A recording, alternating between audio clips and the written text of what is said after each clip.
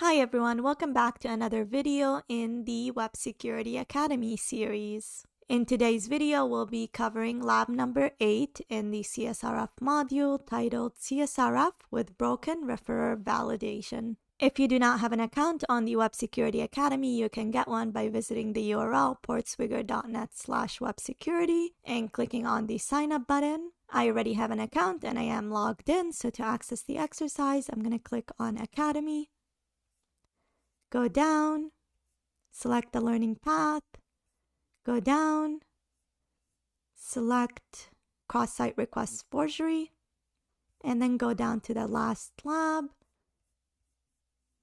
titled CSRF with Broken Referrer Validation.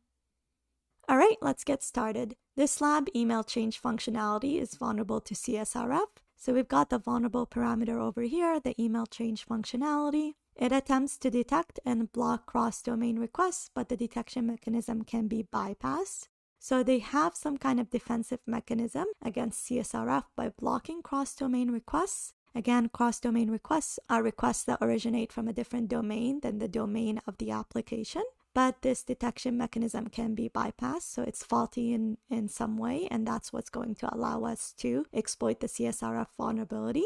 To solve the lab, use your exploit server to host an HTML page that uses a CSRF attack to change the viewer's email address. So the goal over here is to exploit the CSRF vulnerability to change the email address of the user.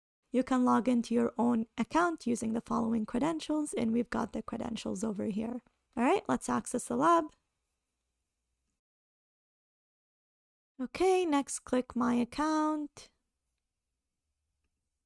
and log in with the credentials that we were given.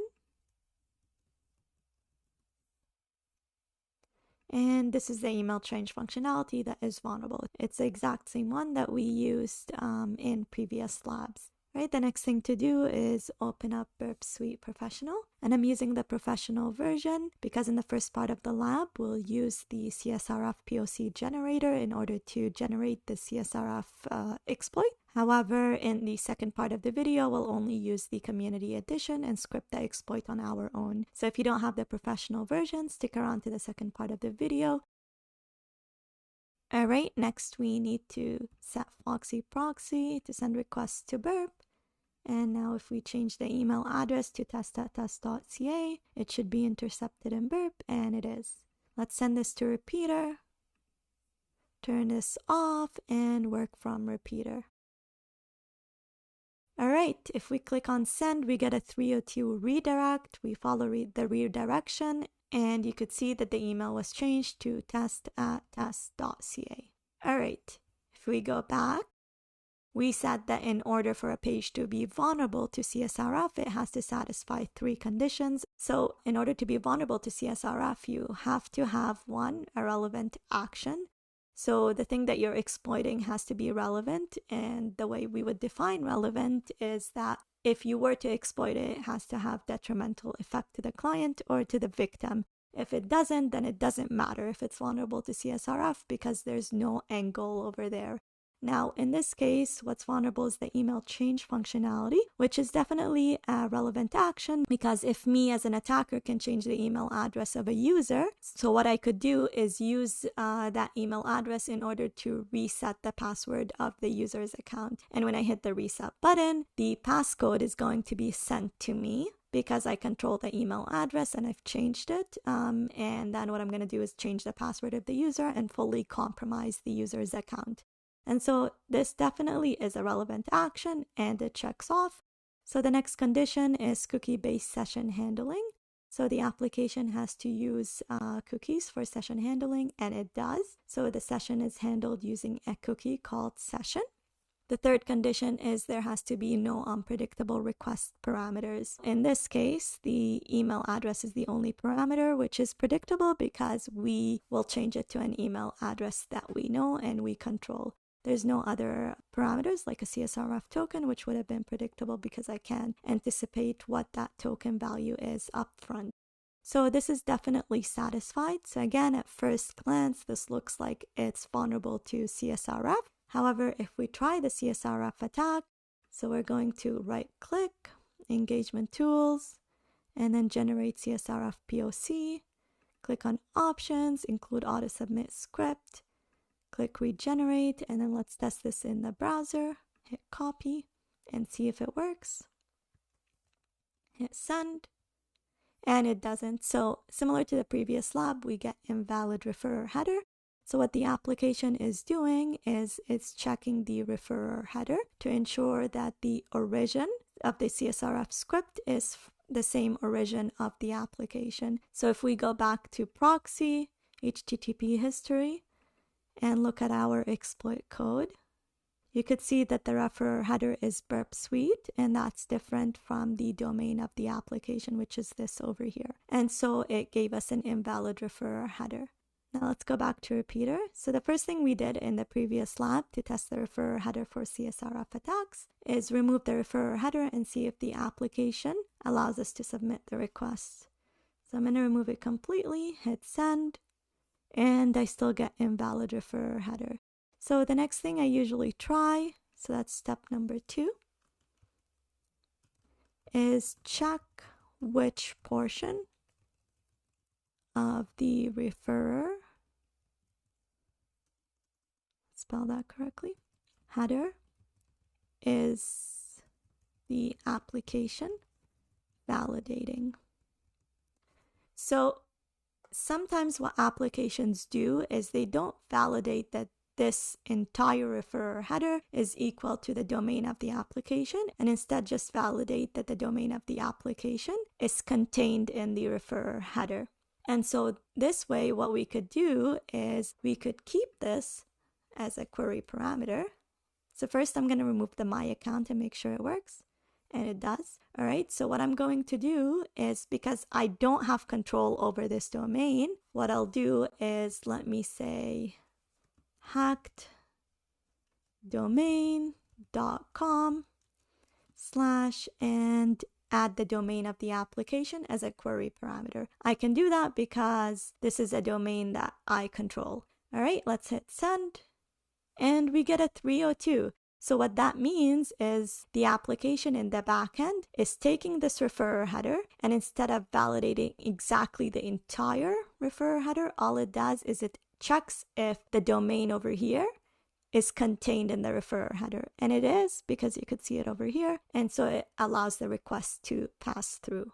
And that's how we're going to be able to bypass the referrer defense mechanism, because it's implemented incorrectly at the backend. All right, so to do that, we go back to the POC generator. Again, we're using Burp Suite Professional, but if you want to see how we do it using the Community Edition, stick around for the second part of the video. So what we're going to do over here is we need a way in order to ensure that when this runs, the referrer header is changed to this over here, or to whatever we're using. Let's say in this case, it would be Burp Suite. So let's remove that because it's Burp Suite that's hosting the script. And then the name of the application itself. All right, so to do that, we're going to make use of this method over here. So history.pushState. And what this method does is it adds an entry to the browser session history stack. So it has 3 parameters. The first one is the state object. The second one is the title. And the third one is the URL.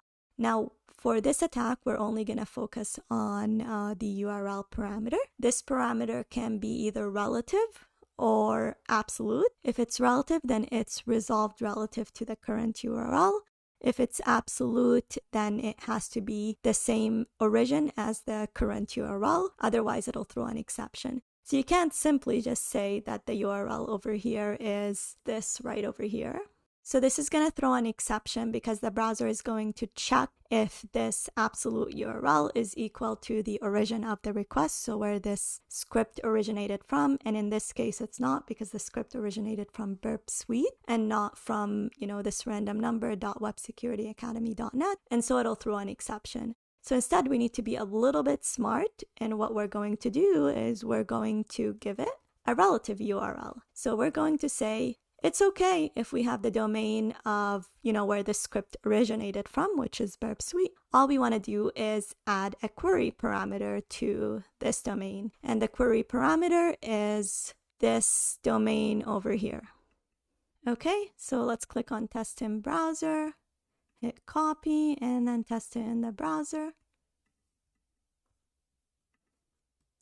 Hit enter, it submits the request, and we did not change the value over here, so we can't see if it actually changed it or not, but we don't get an invalid referrer header, which is a good sign. So let's say test3 at test.ca, and then again, test in browser, hit copy, put it in here, hit enter, and here we go. It says the email address changed to test3 at test.ca. Now, we don't see the congratulations you solved the lab because we did it using the Burp Suite exploit server instead of the one at the Web Security Academy. So let's do it over here. Let's copy this. Put it in here. Store the exploit. And in this case, yeah, let's keep it at test3, store the exploit, and then deliver the exploit to the victim. And we still don't get a congratulations, you solved the lab exercise. And the reason behind that is, as a security mechanism, some browsers omit any query parameters that come with the referrer header. So they strip them out of the referrer header, which is why this is not working with the exploit server. So to bypass that, we need to add this string over here. So referrer policy is unsafe URL. And this way the string won't be, and this way the query string over here won't be stripped out of the referrer header. Now, I'm not sure why I don't need to include it in my general exploit versus when I'm using the exploit server. It might be due to what the exploit server is using at the backend. So again, store it and then deliver the exploit to the victim and see if it works. And here we go. It says, congratulations, you solved the lab. All right, so we successfully completed the exercise by using Burp Suite Professional. Now let's script the exploit on our own. I'm going to close POC generator because we no longer need it. Let's close this over here. And let's go to our HTML document.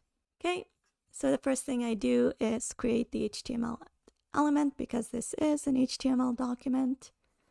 The next thing to do is create the body element. That's going to contain the content of the page.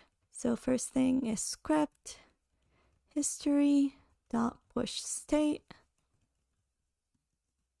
And we're going to add the relative URL of the application. So again, it was this. Let's copy this and put it over here.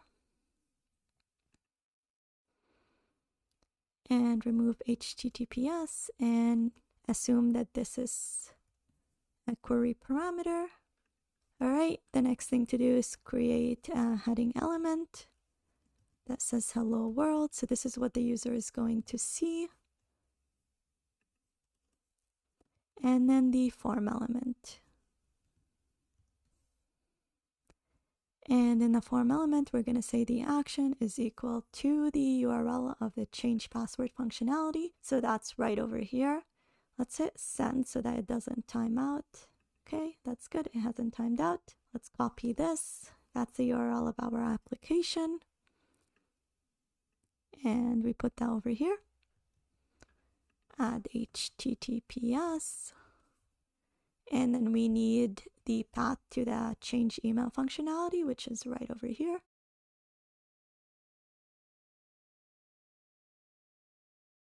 All right, the next thing to do is add the method.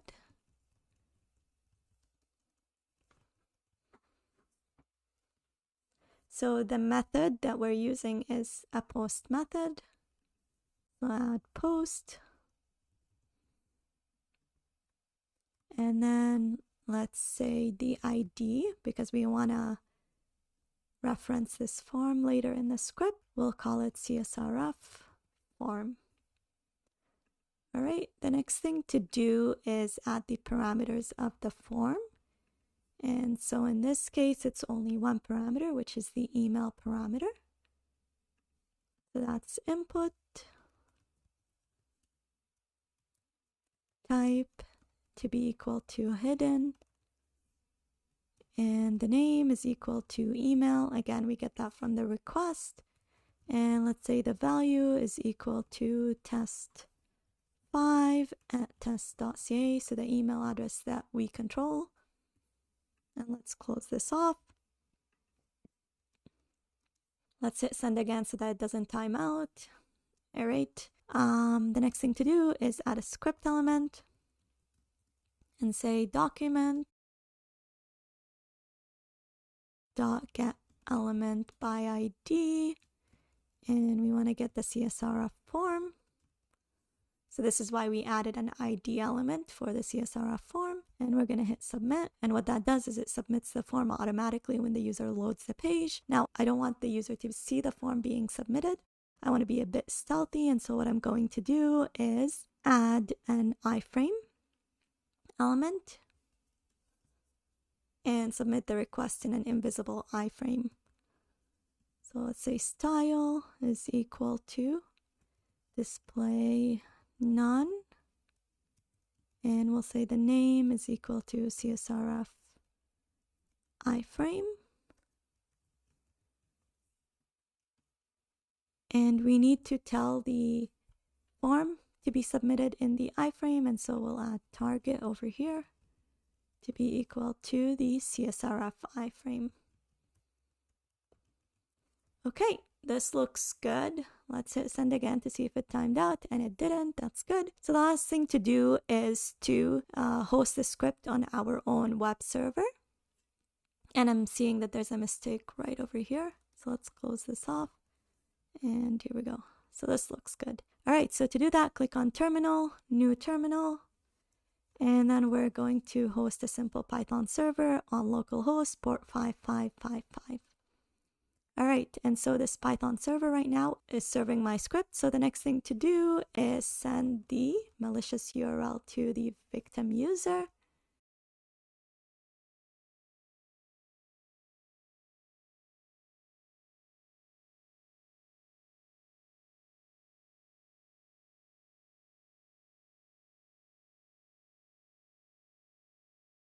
It was CSRF lab08.html and hit send. So when the user clicks on the link, all the user sees is hello world. However, in the backend, what should have happened is that the email address got changed to the email address of the attacker, which is test5 at test.ca. So if we go back and see if the email address got changed, and it did. All right, so we successfully completed the exercise by first exploiting the vulnerability using Burp Suite Professional and then scripting the exploit on our own. And this concludes the CSRF module.